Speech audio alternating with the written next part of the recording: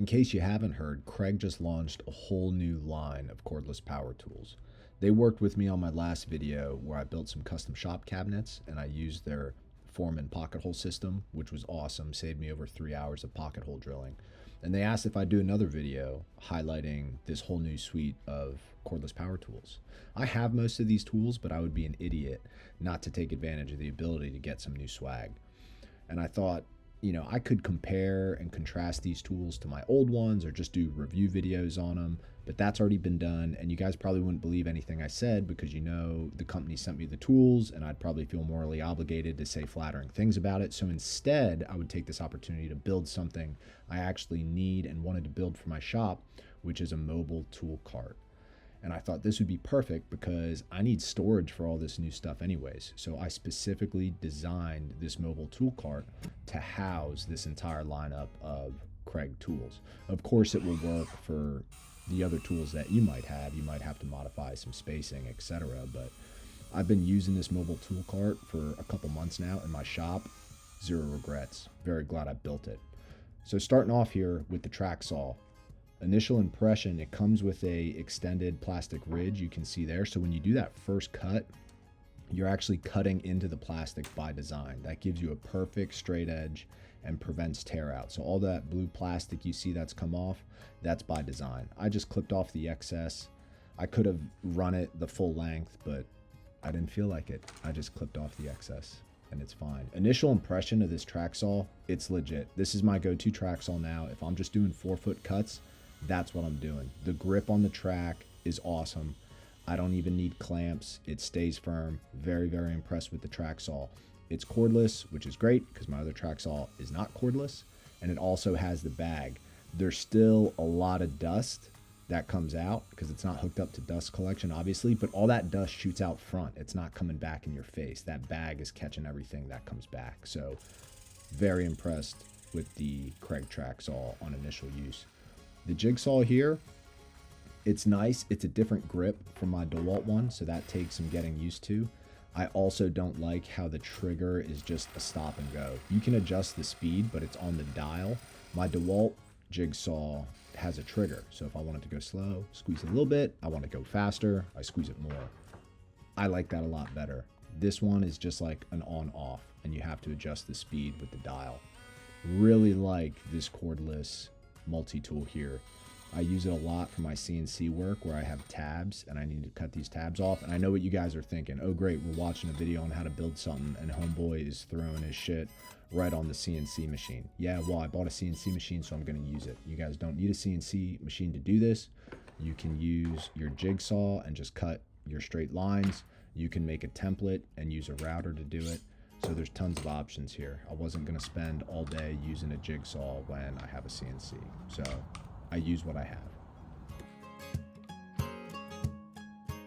Using the palm router here to clean up the tabs that are sticking out with a flush trim bit. And I'm just going to run it through the entire perimeter to clean up the saw marks or any of the tear out that was caused from the CNC machine. Initial impression of the palm router, taking that guard on and off is a little bit awkward because it's got a little gear that fits into those grooves to do your micro adjusts.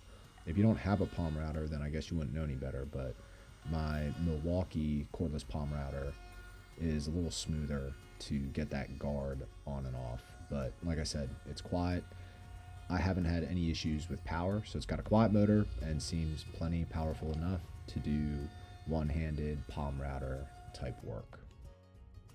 Here I'm just taking my time and laying out the exact measurements I need to hold the 2 drills and the sander. These measurements that are going to be in the build plans I'll have available are specific to the Kreg drills and the Kreg cordless sander. If you have different drills and a different sander that you're trying to store, your measurements will be different, obviously. Marking it out, and then I'm going to use the jigsaw to cut them out here. This jigsaw, one of the cool features that I haven't seen on other jigsaws is it actually has dust collection. It doesn't catch everything, and that's just the nature of jigsaw designs. Some dust is going to shoot out front, but you can see here in this shot that black flat tube right behind the blade, that's where it's sucking it up. And it does a pretty good job of getting most of the dust.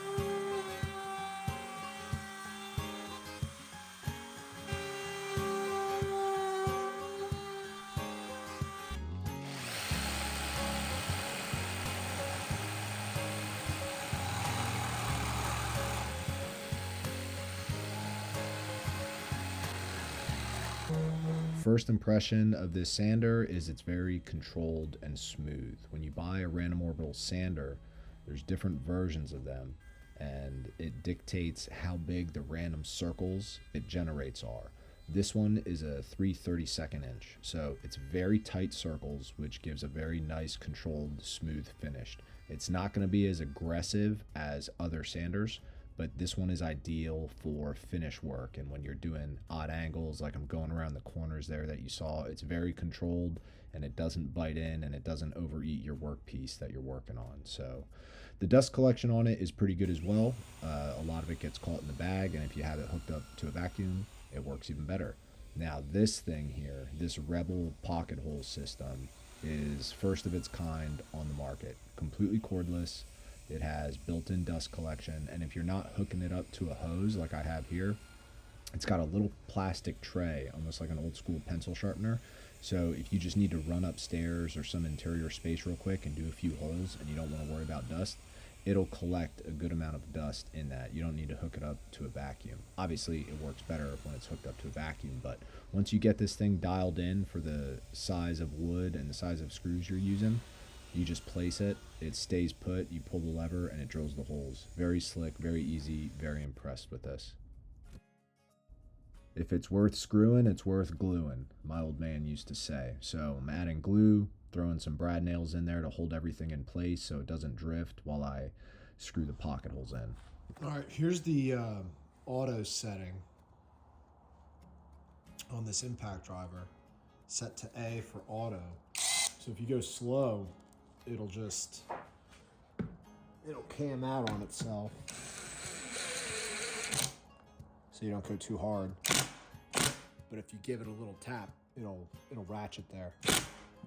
So if you go nice and slow, that's a pretty neat feature. I've never had a drill that had that.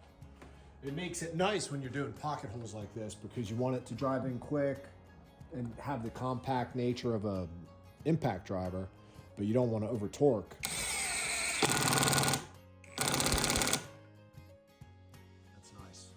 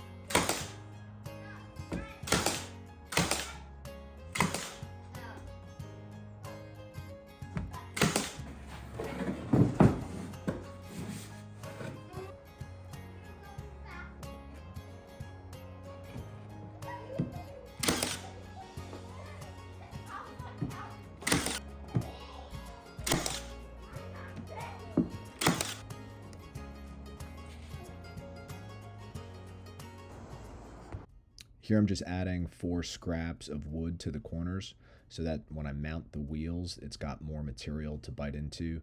They're just random old office chair wheels or wheels to something that I've collected and held on to over the years so I could use them for projects like this one.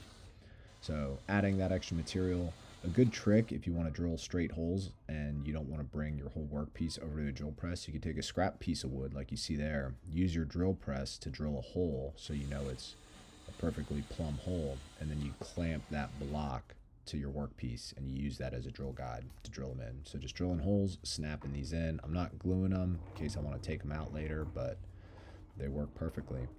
And then I want to match it up to my work table and mark the height, and I'll take this over to the table saw and cut the excess off because I want it to be a little bit lower than my workbench. So when I'm adding, if I have the mobile cart next to my workbench and I'm throwing long boards on my table, I don't want those boards to hit the tool cart. This is the folding tool tray that's going to mount to the front of the cart, and it's going to have folding brackets on it. So when I don't need this extra surface area, I can just fold it down, they'll be out of the way. But when I do need extra space to place tools or maybe a speaker, my cell phone, whatever, I can just fold it up. This is a great trick. Every shop needs a couple straws in it to collect glue squeeze out. Here I'm adding a nice little round over to all the edges of the tool cart, so there's no sharp edges, everything's nice and smooth. I'm gonna go in and hand sand these to knock some of that end grain down and prep everything for paint.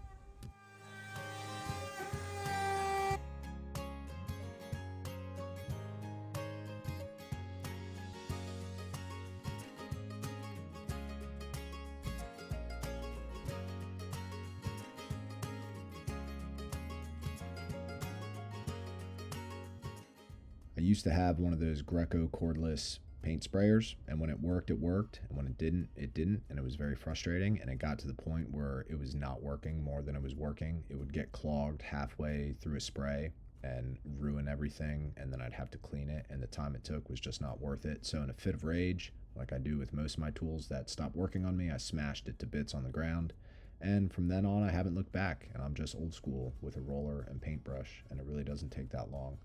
I forgot to add a round over to the edges here, so you can see I did that later. Just went in, touched it up with a little brush, using some thin foam here, gluing it together because it's not the right size. I just had it laying around, so it's what I used. You can buy foam like this on Amazon. I'll find some that'll work and link it in the plans if you guys want to buy that. It'll be a lot easier than gluing this stuff together. And then just figuring out where I want my tools, cutting some spaces for them so everything has a nice home. I added the charger on here. This really isn't necessary, but I did it anyways because they sent me 2 chargers. I had to put one somewhere. So whenever I want to charge things, I'll just plug that in to one of my drop cords from the ceiling, and I can charge all my batteries. Getting this folding shelf lined up and secured. Pretty happy with these hinges. I also use them on my downdraft sanding table. Very happy with them.